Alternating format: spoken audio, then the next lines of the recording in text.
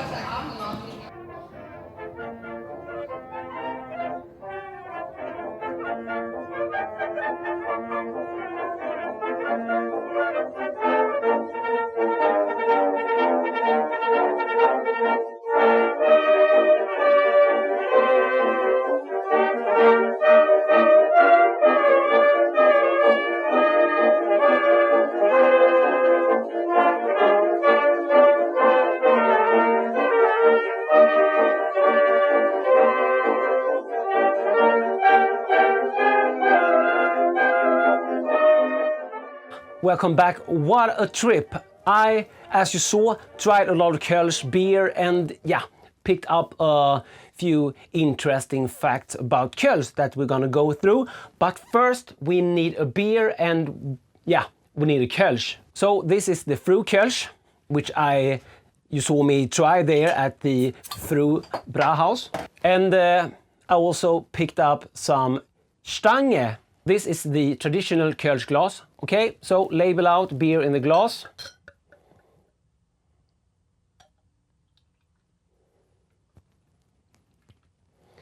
Okay, yeah, it's not about the commercial Kölsch today, but cheers. This is not a review of the Frü Kolsch, but maybe we should talk a little about beer also when we're having it in the glass.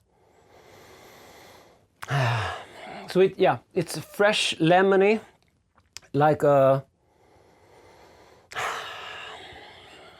lemon scent which I found like in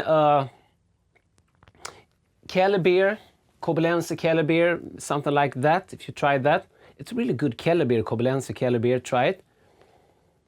There's a fly in here. So it's a very, very pale, clear-looking beer. It's crystal clear and has a white head on it. It's like a nice little fruitiness, not overly fruity, but yeah, there's some lemony scent there. Okay, cheers, guys.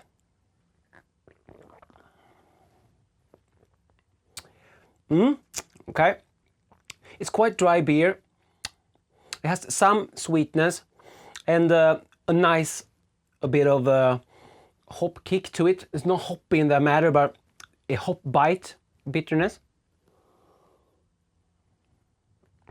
Really refreshing beer, the Kolsch style. So let's go through some of the misconceptions that I found. When I was over to London this year for the London gathering, if you haven't watched that video, I will put a card up to that. I found a Kolsch marked as a lager in the bottle store. Didn't mention it, but when I went to like a Brauhaus, I haven't talked about that, so like a brew pub. Gonna use some German words which I picked up today, but yeah, Brauhaus, I would maybe translate to brew pub. So I went to this brew pub, was very near to my hotel, and they had a lot of different beers on tap, and some of them were brewed in house and some of them were brewed outside of the house. But they had this Kolsch, call it Kolsch lager. So I saw that one and I asked the staff. The brewer itself wasn't there, but the staff know about the beer and said it's a Kolsch and it's brewed with lager yeast. So I had to tell them all that I knew about Kolsch, and they let me taste all of the beers for free. So I went away a little happier, and they maybe got some ear fatigue, something like that. And also one of my favorite American homebrewer channels, I won't mention any names today, but they were talking about this Kolsch they brewed and where they had a lot of corn in it. So when I found that we're placing Kolsch in the lager section, we're brewing Kolsch with lager yeast, and that Kolsch from the London brew house, it didn't taste anything like a Kolsch really. And also when we're adding a lot of adjuncts in Kolsch, I think that this matter needs to be addressed. So in this episode, I want to talk about the Kolsch, what I've learned and what I think is appropriate for Kolsch. And maybe then you can brew some up. Maybe some will send me a Kolsch in to try, and of course I will brew a Kolsch. Some history about Kolsch. Kolsch is from the city of Cologne. A Kolsch is a ale, not a lager, but please don't think of it as like an English ale. If you want to brew a German beer that is like an English ale, I would look at the alt beer and not the Kolsch. The Kolsch is more like a lager than I would say ale. Cheers. There are some guidelines to Kolsch. They were set of the Kolsch Convention in 1986, but the tradition of brewing Kolsch is several hundred years old. There has been brewed top fermented beer in the city of Cologne for a very long time. I think the word Kolsch, the beer name Kolsch was first spoken around 1918, so 100 years ago, and that was a Cünner brewery, Cünner brewery, and they had been brewing that beer since 1906. But 1986, the Kölner Convention got through, and there were a lot of breweries from Köln who decided about the beer style Kolsch.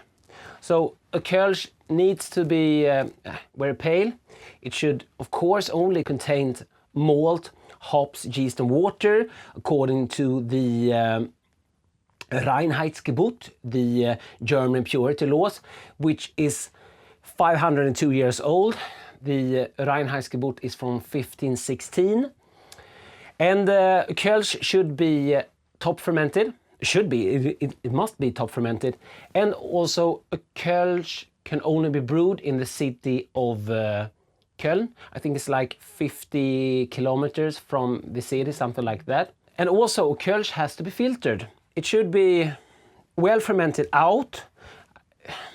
The ABV around 4.8, you have some wiggle room there, but somewhere in that area.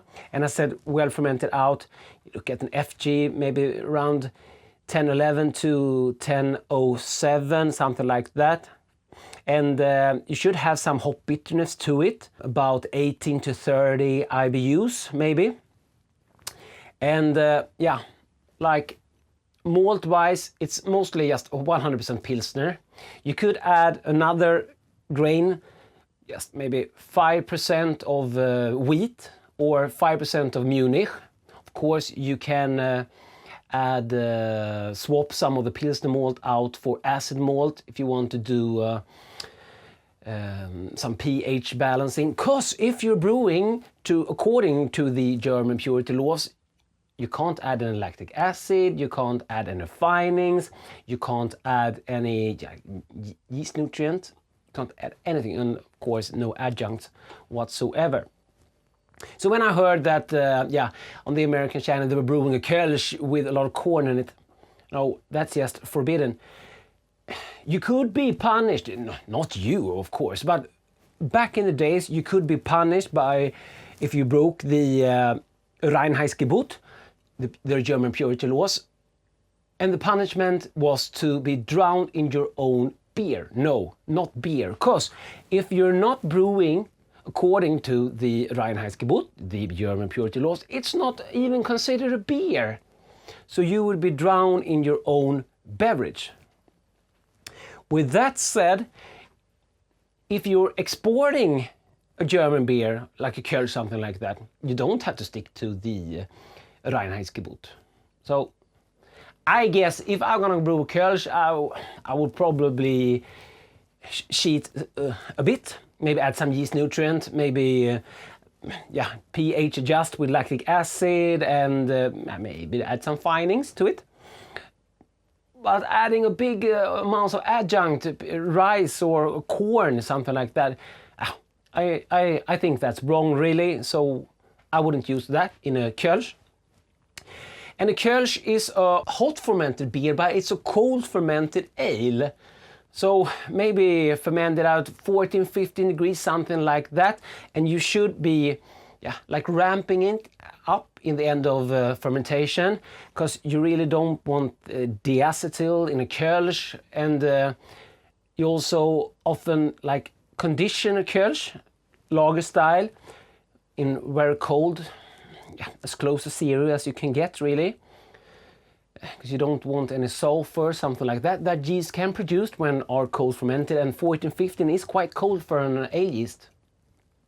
But as I said earlier, a Kolsch can be some fruity, but don't think of it as a fruity ale. It's not an ale in the like British scent with all of that flavors. That's more of an alt beer, which is more malty and yeah, fruity esters. Not Kölsch. Kölsch is like more of a lager, like light estery lager, something like that. That's a Kölsch.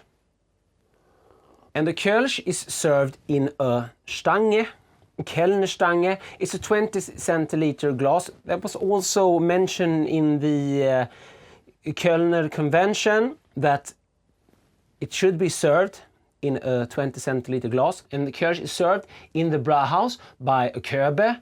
It's a German name for the waitress. At least the Kölsch name, I would say. Kölsch is also actually the language in Köln. So yeah, of course, speak German. I don't know actually if it's a dialect or it's a language, but it's called Kölsch. If you know any more about the Kölsch dialect language, put it down below in the comment section. Kölsch is the only language you can drink. Cheers. And it's served in Stange. Stange would translate to something like a spike or a rod, something like that. And they have this special trays called a krans. I think you saw that in the traveling video. And and when you go to one of these Brauhauses, they ask you if you want Kölsch. They don't ask you what you want, they ask you Kölsch. And of course you say yes. And then they just keep on coming. They will serve you another Kölsch until you say stop. And you do that by putting the coaster on top of the beer. Stop. And for every Kölsch they serve you, they will mark the coaster, and you will have a lot of marks on them, and then you have to pay up in the end. So I got to try a lot of Kölsch. I tried the Päffgen Kolsch. I tried the Pfaffen Kolsch. I tried the Gilden Kolsch. I tried the Frü Kolsch. That's the one we're having today. I tried the Sion Kölsch. The Sion Kölsch was actually my least favorite on the trip. No, it wasn't. I will come back to that. The Sion brewery was damaged in the war, was destroyed, and they maybe need more time to brew some good Kölsch again. And this is the Reisdorf Kölsch, which I tried also, and Peter's Kolsch, and the Cünner Kolsch, which we talked about earlier, and the Heller Kölsch, the Muhlen Kolsch, the Gaffel Kolsch, and at the Dom Kolsch. And the Dom Kolsch I did not try at Brauhaus, but the rest of them was tried directly from the source. So that's, how many is there? 1, 2, 3, 4, 5, 6, 7, 8, 9, 10, 11, 12 different Kölsches I tried, and from 11 Brauhaus, so I was very fresh. This is of course not as fresh, and one of the reasons that they serve Kölsch in a small glass is that you should always drink it as fresh as possible, so it won't sit too long at your table. But what I don't know is why they would sell Kölsch in 33 and 50 milliliters and even bigger when you're supposed to drink them in a 20 centiliter bottle. I think my favorite was the Päffgen Kolsch, and also my least favorite was the Päffgen Kolsch, because the second time I tried it, it was like a diacetyl bomb. And if you don't know what diacetyl tastes like, it's like a buttery butterscotch, kind of some caramel even, it shouldn't be in a Kölsch. In some beer styles I think it could be okay, small hint of it, but so it was very wrong, really. But I tried it when it was good, so it was my favorite and the worst beer. And as I said, the Sion Kölsch, I didn't like that one. But that's just me. Yeah, so I had a wonderful time at Cologne, and yeah, the Doom is just magnificent and it's breathtaking. I really recommend going to Cologne and yeah, try as much different Kölsch as you can find. Go to the Brauhaus, try the Kölsch with the German food. Cologne is a very cozy little city, and for us beer enthusiasts with a beer style that is so connected to the city and the people who lives there, and they're holding the tradition so hard. They have been fighting for their top fermented Kölsch for centuries. And the Kölsch name is protected just like champagne in all of the European Union. So I'm from Sweden, and here we can't brew Kölsch. We could get around that maybe by calling it Kolsch Style, something like that, but we can't brew Kölsch. So the brewery in London who brewed Kölsch with lager yeast, they were double off. They can't brew Kölsch with lager yeast because it's an ale, it's not a lager, and they can't call it a Kölsch because they are, yeah, I know the Brexit, but they are still in the European Union up to date. Maybe not when you're watching this video, but this is the autumn of 2018. Okay, so, but outside of European Union, you can use the Kölsch name. If you're gonna pick a yeast for this, actually you could use whatever yeast you want, according to the guidelines.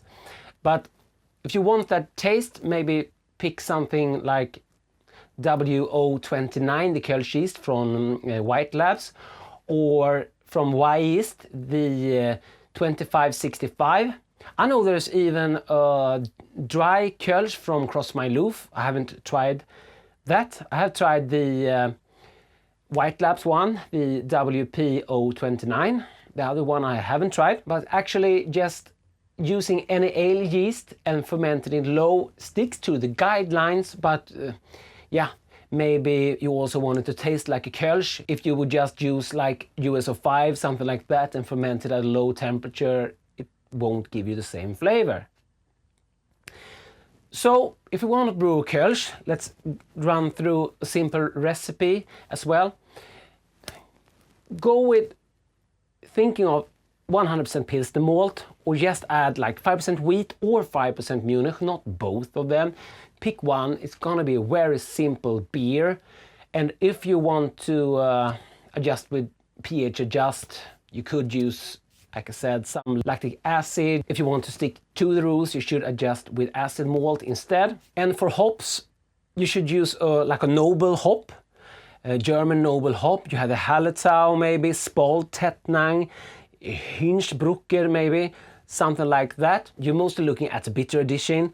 Aim for something like 18 to 30, but you could add some hops, maybe like 14 grams, something like that. That's about a half ounce at 15 minutes, something like that.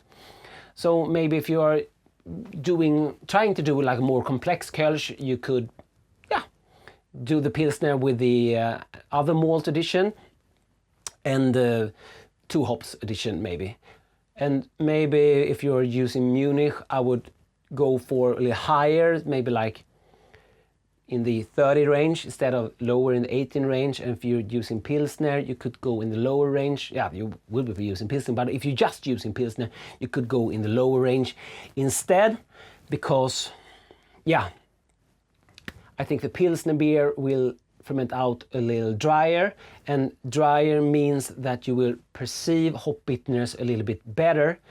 So a sweeter beer, you could add some more hops to balance it out really. And fermentation wise, 14 to 15 degrees. We always talked about yeast strains, and then bump it up before the end. and cold crash it and condition it. You should